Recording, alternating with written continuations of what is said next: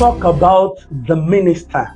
And now, in this context, we're talking about the minister of God. I know the word is popular, MOG, and all those ones. Now, the minister of God is someone that God has appointed to carry out his work on his behalf in the way that he has designed him or her to do it, and the location, the time, and every one of those things are also joined together with it. So the emissary of the kingdom of God, or you can call the person an ambassador of Christ, that has been appointed to carry out ministry work on God's behalf.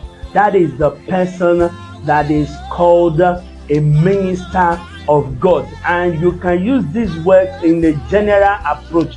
All of us are first of all ministers of God, and this has nothing to do with titles.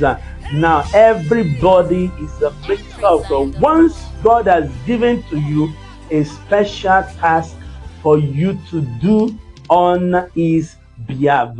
Thank you.